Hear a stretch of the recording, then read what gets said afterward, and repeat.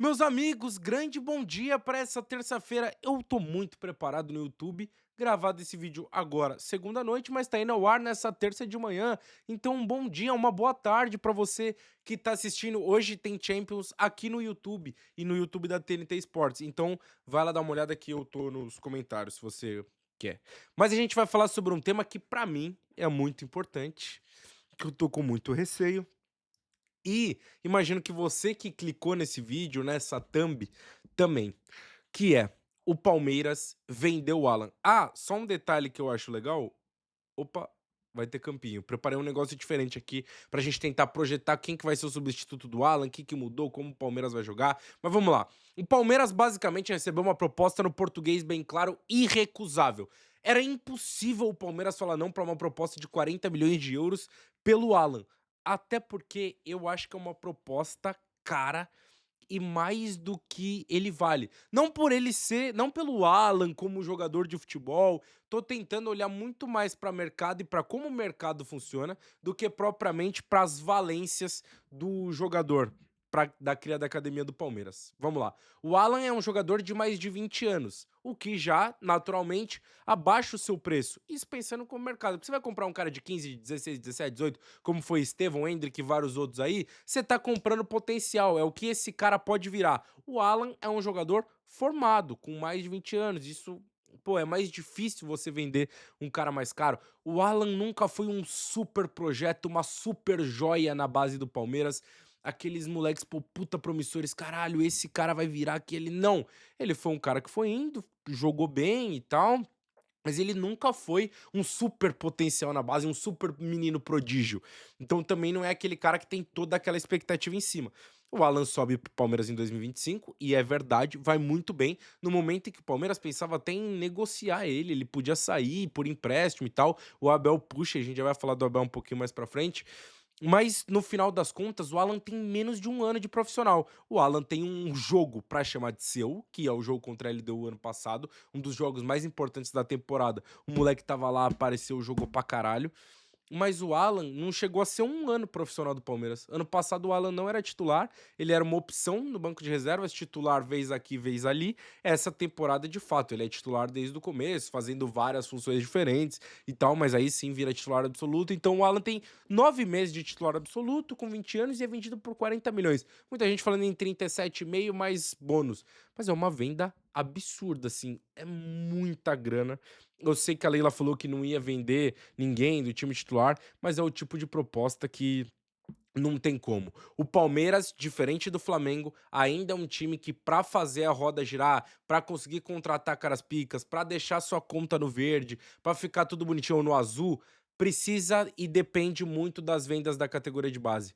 Então, o Palmeiras, nos últimos anos, vendeu muita gente, o Estevão e o Hendrick, que eu já citei, mas vendeu vários outros. Vendeu Thales, que, porra, era, sei lá, 8 milhões de euros. A venda do John John foi uma venda que deu dinheiro aqui e ali. Vendeu o Vanderlan, agora vendeu o Kaique goleiro. Pode ser que venda o Arthur mais pra frente, que já apareceu sondagem aí, até proposta. Então, o Palmeiras depende das suas vendas nas categorias de base pra continuar fazendo o clube girar.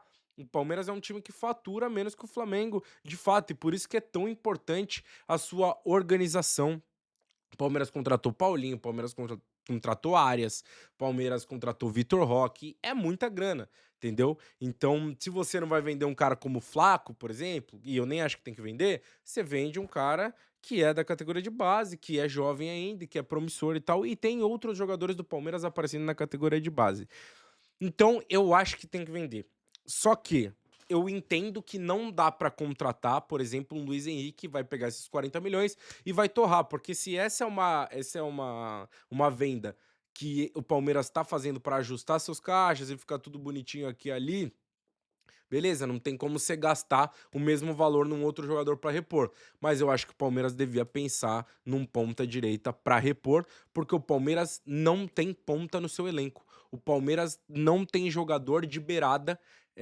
Engraçado, porque era um elenco formado com vários jogadores de beiradas, e daí depois, ano passado, quando o Palmeiras precisou jogar com dois atacantes, não tinha e tal, e agora tem muito.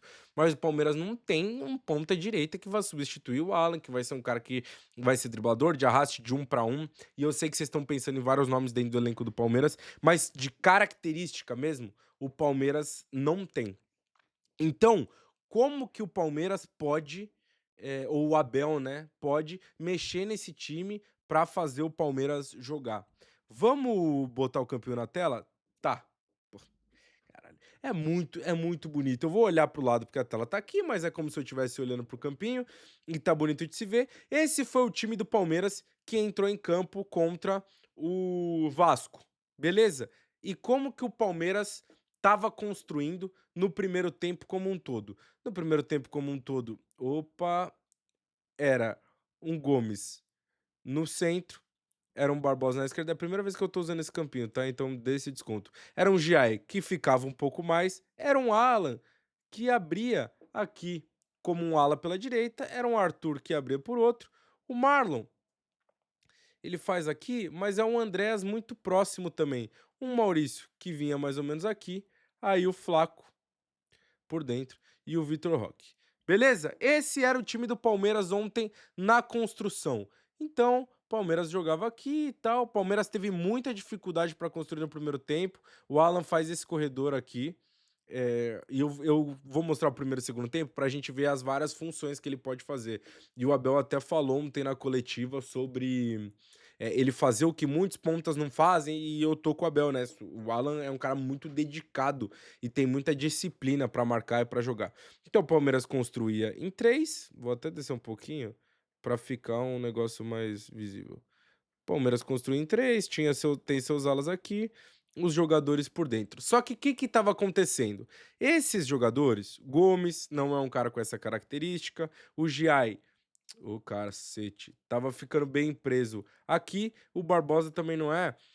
Esses jogadores não arrastam a bola para frente para atrair a marcação adversária, não arrasta. Então o Marlon tinha que baixar aqui, o Andrés tinha que baixar aqui, e aí o Palmeiras ficava muitas vezes assim, ó, pra atacar, muito distante, mano, muito distante. Tava até assim, né, o Vitor vindo aqui, e aí às vezes vinha uma bola pro Flaco, o Maurício era um cara que mais se movimentava aqui, então ficou um Palmeiras muito espaçado nesse primeiro tempo, com esse buraco aqui, vezes era o Flaco que baixava, vezes era o Vitor Roque.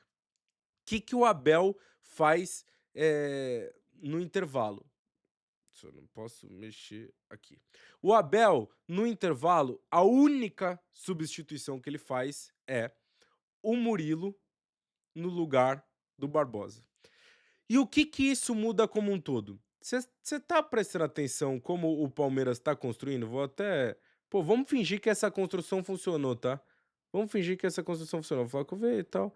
O Maurício muitas vezes anda aqui. Vamos fingir que essa construção estava funcionando, estava bem organizada, porque eu acho que faltava coragem para os caras de trás darem o passe, e passe bom. Faltava coragem, falei muito isso no vídeo de ontem de pós-jogo. E faltava os jogadores da frente sustentarem. Às vezes que o Palmeiras conseguia sair era quando o Flaco sustentava, o Vitor sustentava, para os caras que vêm de frente, porra. Então vamos lá. Que o Abel mexeu? Ele pôs o Murilo. O Murilo veio fazer a saída pelo lado direito. O Gomes foi fazer a saída pelo lado esquerdo. O Abel adiantou o Giai. O Alan, tá difícil, hein? O Alan andou pra dentro. O Giai veio aqui, o Alan andou pra dentro. Quem fazia muitas vezes esse terceiro homem era o Marlon, mas vindo aqui. O Maurício aqui. Flaco aqui. Então o Palmeiras passou. Deixa eu subir um pouquinho, Andrés. Passou a construir numa linha de 4, mano. Palmeiras passou a construir numa linha de 4. Com o Marlon vindo fazer essa saída aqui. E aí o Alan saía da direita e vinha pra dentro. Palmeiras ganhava jogadores por dentro. E muitas vezes era assim, ó. Também. Marlon, Andreas e Alan na triangulação. E aí à frente a triangulação de Flaco, Maurício e o Vitor Roque, que é um cara que ataca muito o espaço nas costas da defesa. Então muitas vezes o Flaco vinha fazer esse movimento, Maurício atacava ali, Vitor atacava pra cá. Enfim, o Palmeiras conseguiu construir muito bem desse jeito. Com o Gomes, que é isso, o Marlon vindo buscar toda vez essa bola por dentro. E aí, toda vez que o Giai atacava e a bola chegava no Giai, Ah, tem um calma aí, só um detalhe. Tem uma jogada que acontece muito no Palmeiras que é, aqui ó, a bola cai no Giai, aí o Alan atrai a marcação pra jogar, o Giai dá essa bola no Flaco direto. Isso acontece muito, aconteceu muito no primeiro semestre. O Abel deu passos atrás na construção para o Palmeiras construir como foi o primeiro semestre. E aí, quando o Giai sobe para atacar, e várias vezes ele sobe, porque ele chega à frente, ele tem um pouco mais de dificuldade, beleza? Mas tem o Alan aqui, vamos botar que o Vitor tá lá, o Flaco fica quase que como um camisa 10, né? E o Marlon vem jogar. O Andreas vem jogar. Então o Palmeiras aproxima mais jogadores de um lado, fica um meio-campo mais preenchido. Consegue entender e ver a diferença na construção? E por que o Murilo, gente? Por que o Murilo? O Murilo faz um negócio que muitas vezes irrita, mas que muitas vezes é fundamental para a construção, que é arrasta a bola para frente. O Murilo arrasta a bola para frente. Ele irrita várias vezes no passe, ele erra várias vezes o passe, mas com confiança e passe bom é uma movimentação ótima para o Murilo fazer. Então, vamos pensar que o Palmeiras vai quase que atacar assim, ó.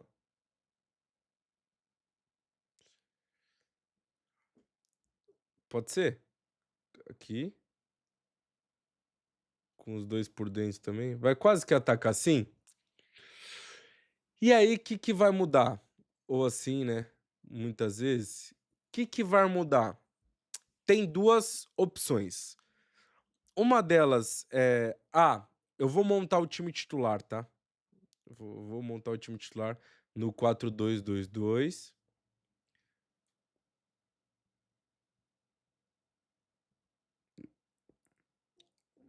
que é o quê? Arias no lugar do Maurício, acho que esse não tem segredo. Piquerez no lugar do Arthur. Eu sei que tem muita gente que pede o Arthur como titular, mas o Piquerez ainda defende muito melhor e é um lateral mais equilibrado do que o Arthur. Então vamos lá. Esse é o time do Palmeiras padrão que vai jogar, beleza?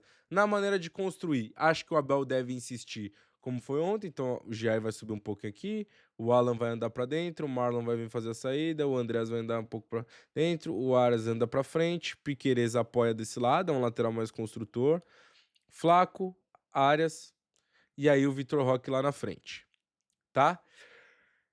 Quais são as opções? Uma delas é Felipe Anderson, para fazer exatamente a construção como a gente estava fazendo, com o Giai segurando, Murilo, Marlon e Andreas. O Felipe é um cara que consegue fazer esse corredor também como o Alan fez. Ele é um cara de menos um contra um, ele é um cara mais técnico, ele é um cara de aproximação que gosta de jogo curto, precisa de confiança. Acho que a gente deu uma baixada no sarrafo muito Felipe Anderson para a expectativa que ele chegou para entregar. Acho que ano passado ele entregou bem, em 2025, um bom momento quando ele estava nessa posição aqui, que hoje é do Aras, pelo lado esquerdo, tá jogando no 4-2-2-2. Então, o Felipe é uma opção que não é a minha preferida pela maneira de construir, mas ele pode muito bem fazer esse corredor. Ele é um cara que consegue bater, características diferentes do Alan, mais construtor, menos driblador, enfim, não tem um para um. Então, como eu quero a construção aqui, o que que eu faria? Maurício. Eu faria Maurício. E aí, que eu mudaria aqui? Isso aqui, ó. Eu passaria o Arias pro lado direito e o Maurício pra cá, pra fazer esse papel aqui, ó. Muitas vezes, esse papel aqui. Só que tem um ponto que é, o Arias tem mais, o Arias é um cara que pega muito na bola. O Palmeiras pode ficar penso por ter Arias e Flaco desse lado, entende? Então, em alguns momentos, o Arias pode ficar solto também. Ou o que pode acontecer é isso aqui, ó. Que era o que estava acontecendo em alguns momentos, por exemplo, que foi contra o Cerro. E aí o Palmeiras pode jogar desse jeito também, com o Maurício fazendo mais um homem de meio de campo. Ou isso aqui, o Arias joga desse jeito na Colômbia.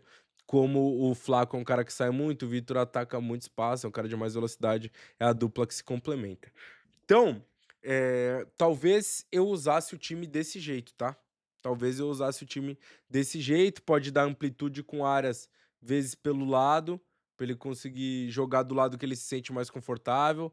Pode ter Maurício pra cá, o Maurício pode fazer qualquer uma dessas funções com o Piqueires atacando por dentro, o Andreas chegando um pouco mais. Eu gostei da construção com os 2 zagueiros ontem, tá? Só pra já deixar claro, eu gostei da construção com os 2 zagueiros ontem. Acho que funcionou, acho que o Palmeiras conseguiu preencher mais o meio, então acho que foi legal. A mudança do Abel, do Murilo do Barbosa pelo Murilo parece que não é nada, mas é pra fazer arrastar mais pra frente. Eu fiz até uma análise que tá lá no meu Instagram. Então o Abel vai ter que encontrar soluções dentro do seu próprio elenco para fazer esse Palmeiras jogar. Pode ser que em algum momento, eh, só para cadê o Piqueires aberto aqui, Maurício aqui, vai. Pode ser que em algum momento aqui seja Paulinho. Não sei, pode ser que seja. Pode ser que seja, mas tem que ver como o Paulinho vai jogar, como que ele vai estar em condição física, porque aí são 3 caras na frente que competem. O Vitor compete muito, o Flaco um pouco menos, o Aras compete pra cacete também, tem um pouquinho de dificuldade de retorno só, mas pode ser que em algum momento seja Paulinho, pode ser que tenha Sossa, talvez, em algum momento pra fazer o time mais pra frente. Pro jogo contra o Santos, eu entraria desse jeito, tá? Esse seria o meu time titular, e aí com várias movimentações, né? Com o Alan podendo cair pra cá, com o Maurício podendo cair pra cá, com o Flaco vindo no meio, o Andrés. Enfim, eu acho que tem. O Palmeiras tem dentro do seu elenco possibilidades, tem, mas eu acho que vai sentir falta. Tá? Quero saber de vocês qual vocês acham a melhor opção para esse Palmeiras substituir o Alan de jogo.